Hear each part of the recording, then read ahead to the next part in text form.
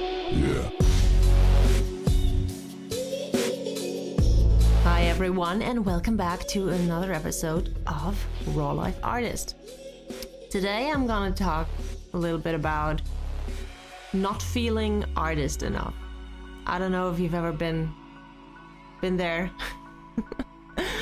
But today I've been it's been a journey today, and it went downward, like downward spiral journey kind of thing there for a second. I just feel like sharing this because I just assume, I hope not, but I assume that a couple of you guys out there, you know the feeling of not feeling like you're enough artist for this world, or how the world works, or people, or even yourself, this feeling of not being enough, or not being artist enough. So what happened was, I saw a post of an acquaintance of mine, and she published an amazing book, and it's a bestseller, and it's like absolutely stunning success. And she wrote something about residencies for writers, and I'm like, what is a residency? It sounds cool, because she was talking about she's gonna go abroad next year, writing for, I don't know, a couple of weeks in an amazing hotel, and it's like sponsored by, I don't even know, some organization, some institute, and I googled, and I just learned this morning, just after I woke up, actually, that it happened right after I woke up. I shouldn't go online when I woke up, but then again, I mean, otherwise this episode would never have happened, probably. So residencies are sponsored by institutes. I don't know, I guess, I'm not so deep into the topic, but I guess museum or art creative institutes somehow, literature institutes, whatever, and they give sponsorships to people, to artists, writers, all across the page, like classical arts, like performance arts, musicians, painters, even architecture. I found something. And they sponsor people to spend a certain amount of time in a place with other artists and create something there, work on their projects, and it's all paid for. And that, I feel like this is exactly what I want. And I'm I'm a writer too. I do write stuff, obviously on my Substack. But I'm also a podcaster, and I was like, oh, wouldn't that be cool, to have something like that for podcasting, and actually have a couple of podcasters thrown together and collaborating even. And I found nothing it's like this. Maybe this happens in some other way. It would be good. I haven't found it yet. But this official residency style of event, podcasters aren't really there. And I don't know why, but it made me feel like I'm not artist enough. Artists in general, sometimes I feel like we're on the outskirts of everything. And as a podcaster, I feel like I'm even more of an outcaster. I feel like I'm even more on the outskirts of what's happening, even within the creative realm. And that didn't make me feel very good. It made me feel like podcasting isn't enough art, But I mean, there are a lot of kinds of podcasts, obviously, and some are even scientific. I mean, whatever, or their market, some people use it for marketing, but other people, and me, this is my art form. This is where I share my stories. I could write a book sharing my story, but I chose to do it via podcast. So, but just like in any song or any novel or fiction book or painting or dance or whatever you can find yourself in, you can find yourself in what I share here online in my podcast. So I consider this my art form. And it made me feel like I'm not enough, like I'm not enough artist with podcasting, because it's not like even considered for residencies. And that got me thinking, or more like it got me feeling that even online on social media, I'm following a bunch of amazing artists, like photographers, musicians. I have a lot of friends. Like I'm a musician. I follow a lot. I have a lot of musician friends who like make music or even compose music, or are actors full time.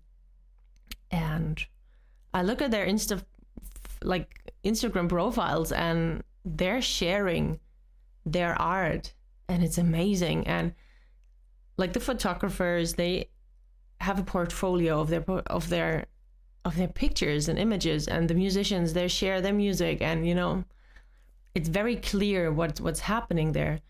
And then I look at my profile, and it's like so versatile.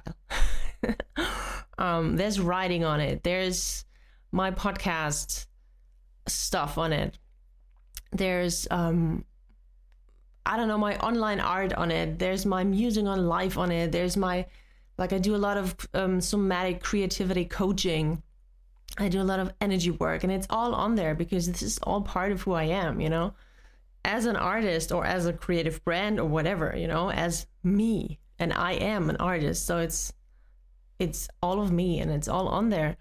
And like I have this irrational fear of not being clear to people, that people come on, like, see my profile and not get it. But probably it's the inherent, like, this deeply rooted fear of being misunderstood or not understood, and being left out or whatever, all these fears that come up there.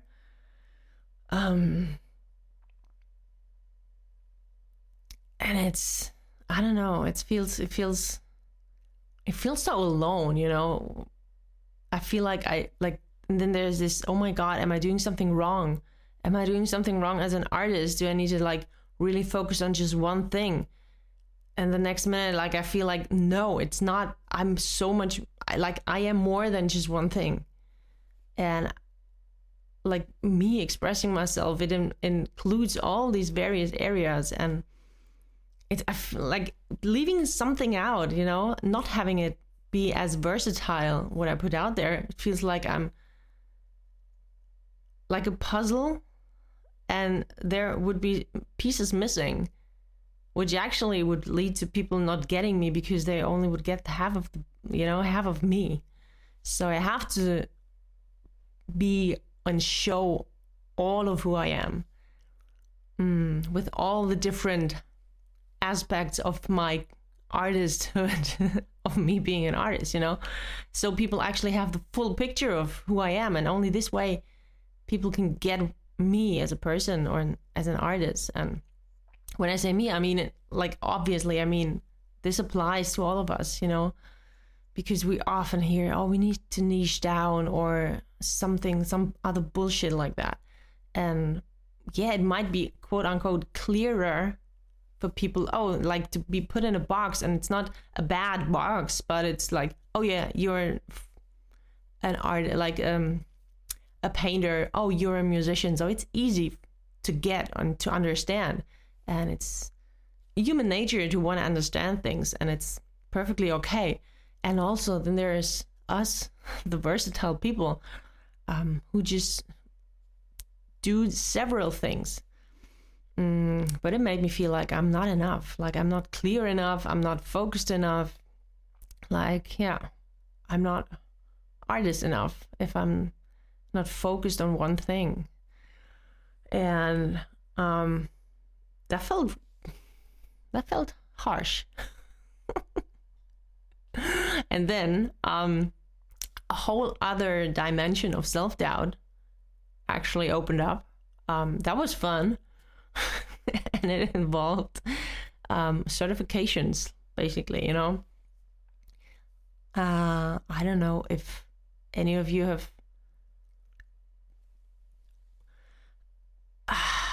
how do I, like, I don't want to be judgy about that, because being certified in things is important, like especially as a coach. Like I'm a somatic coach facilitator as well. I'm not a somatic work facilitator and somatic coach.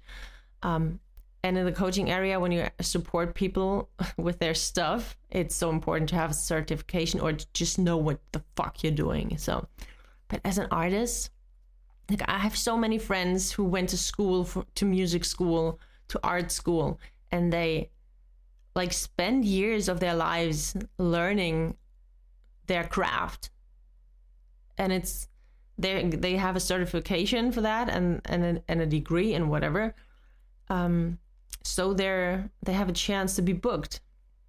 I don't have a degree in music. I don't have a degree in, I don't know, writing. I don't have a degree in something else. I have a degree in coaching, yeah, but when it comes to the art forms, I don't. I mean, there's no degree for podcasting, or probably there is somewhere, but I don't have it. However, I write anyway, I podcast anyway, I talk anyway, I make music anyway, I sing anyway, and some of these things I do pretty well. And I believe that at a certain point, it is about experience, because I studied, actually, fun fact, I studied, like I had 3 different things, and one of these things was Spanish. My major was my musicology. It was a science of art, which is ridiculous. And the other was Spanish. I don't speak a word of Spanish. However, I have a degree in Spanish, which I like the idea. I like that, actually, because it tells us so much about the educational system. I was not allowed to study English, though, because my graduation mark from school, it was too bad. I wasn't allowed to study English, so I would have an official certification to write in Spanish if I was actually capable of speaking the language. However, I would not be licensed to write in English and become an English author or whatever. You know, it's all fucked up a little bit. But I've been singing for so many years, and yes, I feel like I can improve, but I have a lot of experience myself. I also know people who studied, like, I don't know, piano, and now they teach, but they only teach but never play, or haven't played like legitimately concerts or whatever in years. And I'm like, okay, I have as much experience now, like, as you have, but you have a degree and you get hired for stuff, or would get hired for stuff more easily than I do. And that makes me feel like I'm not artist enough. Like, not having degrees in all the things, sometimes it makes me feel like I'm not artist enough. And that fucking sucks as well.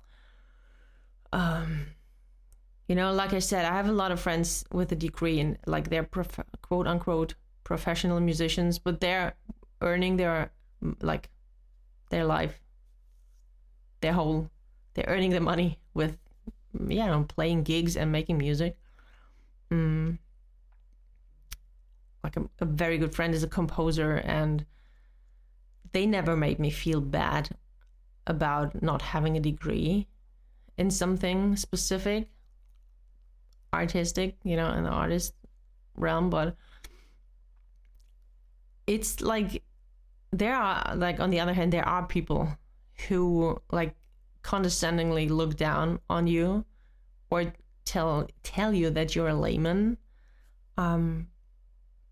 just because you don't have a degree. It doesn't fucking matter to them. that you have experience and that you're actually good. And that sucks. And that really takes its toll on, I don't know, my confidence as an artist sometimes, depending on how I feel that day. And it's an interesting question, because I highly do believe that as an artist, you have to have experience, and whether or not you get this via like being in a university or a college or whatever, or by doing it and learning by doing, or taking classes here. And I don't know how long, but for how long I've taken singing classes, but I didn't study singing, but I took singing classes at my local music school for years. And this is not to be compared, but I also do have like experience, and it's all about practicing and gaining experience in your craft. So I don't even know what I want to say, but I think I want to say that the important thing is that we know our art and know our worth, and know how we can get better and practice and stay true to what we want to do, no matter what other people think about certifications. So yeah, like I said, I don't have these kind of certifications. I have the experience in a lot of these areas though. And I'm good in in a lot of these areas. However, not having a degree in, I don't know, speaking, making music, singing, talking, sometimes I feel like it's harder to get hired or to be seen or earn money with that. And that is what fucking sucks. And also, like, I feel like it's like when you've reached a certain standard or a certain degree of success and earn your money with it, it becomes irrelevant whether or not you have a degree or not. And that is fucked up. So I hate that I'm not famous now. I fucking hate it. I'm being brutally honest here. I fucking hate that I'm not known for my art yet, because I want to. I want to make an impact. I want to like build a beautiful fan base and like connect with the people. And I hate that it's not the case yet. And it's also okay because I'm like going there. And also I feel like not having these certifications, for me, the only way to feel like to be artist enough for other people, it would mean that I have to be famous, and this is all fucked up because I have to be enough for myself first. It doesn't fucking matter if other people think I'm artist enough or that I'm professional enough or worthy enough or good enough in my art, like that my art is good enough. It doesn't fucking matter what other people think. And maybe that's the whole point of this episode, that it should not matter what other people think. Oh my God, that is so, it wasn't even that easy to say, but it's so easy to say, but it's so hard to do. Because, I mean, of course, when you create art and you put it out there and you want to earn money with that and you want to connect to people actually have to like your stuff. People actually have to like you. People actually have to think you're any good, Otherwise they won't like come to your show or buy your book. So, and there comes this freaking feeling of being dependent on other people. But I want to believe, like, here's the hope.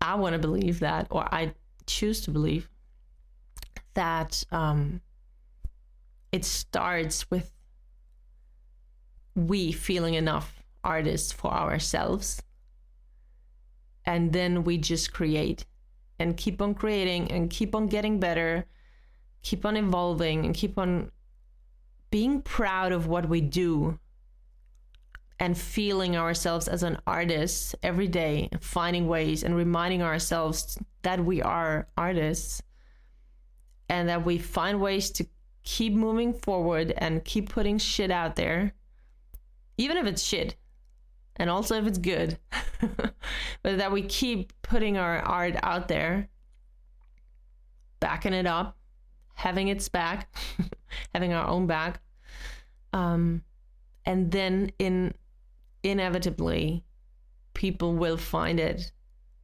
and love it. And I harbor that trust in that. I harbor that hope deep within me. And it has not been easy because there have been times that I was lying on my floor, staring at the ceiling, music blasting, emotional music. And I was crying. I was crying my heart out, my brains out, my eyes out, everything, the whole. It was like a pool of humanness. Oh my God, that's disgusting. That's graphic. I was lying on the floor crying, so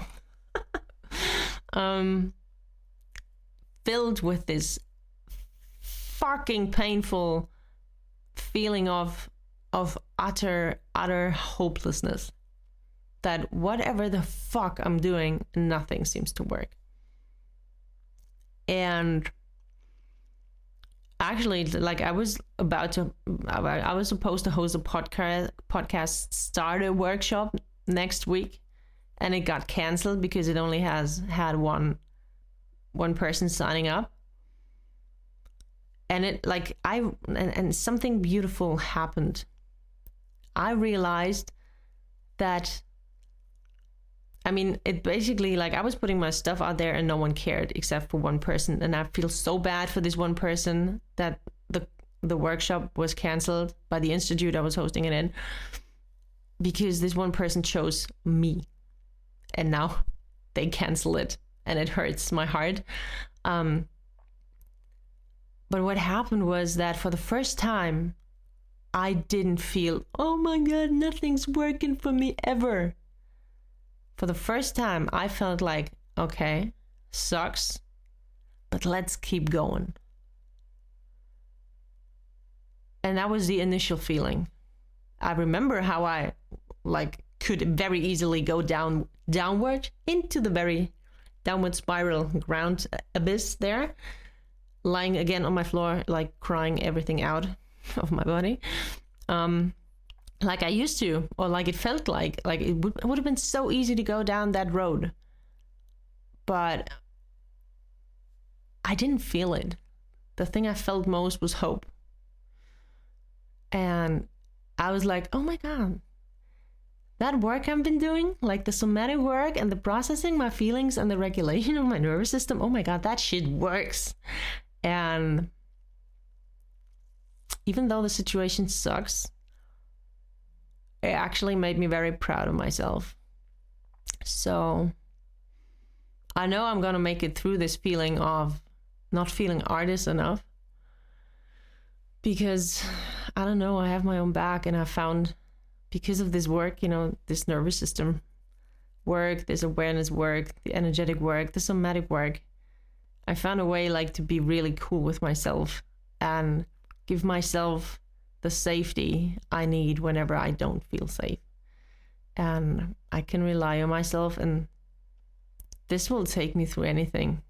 And yeah, it will take me through not feeling artist enough as well. So if you ever feel like you're not enough and you need to make it through a situation, or it's not about leaving this challenging phase behind, it's more about being okay while we're in this phase when it's hard. If you ever feel like you need a support, just shoot me a message. I'm happy to chat with you, and because it's always easier having someone by your side. And yeah, this is also why I recorded this podcast episode, because here we are in the same boat. And yeah, I'm glad to be able to share all of this so vulnerably with you, because I believe it's important that we share these these parts of the journey, the creative journey as well. I also am a believer of that. It's very important that we share these stories while we're still in the fucking pit, you know, not, oh, I made it through 5 years ago and now I'm telling you all about it. Yeah, do that, please. But also, I'd like to hear it when you're still in the pit, because this is way more connecting me to you. So here we are. So I'm gonna go now. Glad you stayed with me. And yeah, see you next time, loves. Yeah.